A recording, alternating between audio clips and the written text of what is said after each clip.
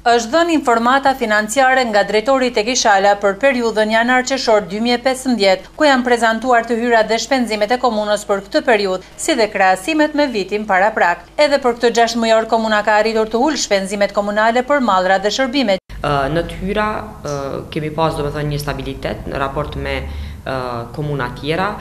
Duhet përmendur faktin se fillim viti kur Ministria e Financave, gjithsesi Qeveria e Kosovës kanë prezantu lajmin për faljen e borxheve, kanë ndiku tek pagesat në tërë territorin e Republikës Kosovës, do të thotë jo vetëm në nivelin komunal, por edhe në nivelin e kompanive publike. Fatmirësisht në komunën Gjakovës ndikimi ka qenë më i vogël, kemi rami vetëm 1% të hyrave në raport me periudhën e njëjtë vitit kaluar, do të thotë nuk ka pas një dallim tepër të madh.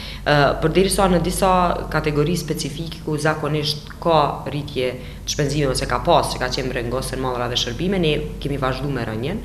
Do të thotë kemi zvoglim të shpenzimeve prej 56% në furnizimin me material të zyreve. Kemi vazhduar me rënje, do të thotë në vitin paraprak ne kemi pas rënje prej 56% raport me vitin 2013, vitin 2014 në furnizim me derivate. Kjo rënje ka vazhduar prap tash si vjet kemi rënje 16% në raport me vitin paraprak të furnizimit me derivateve. Kryetaria ka thënë se këtë vit situata financiare është pak më e mirë në krahasim me vitet e mëparshme. Komuna Gjakovës ka një stabilitet financiar shumë të theksuar në vitin 2015 në raport me vitin 2014. Kjo mund të them vjen si rrjedhojë edhe servisimit një numri të madh borxheve të trashëguara. Ne parashojmë që viti 2016 tjetë viti ku përfundimisht do të pastrohen gjitha borxhet që janë trashëguar.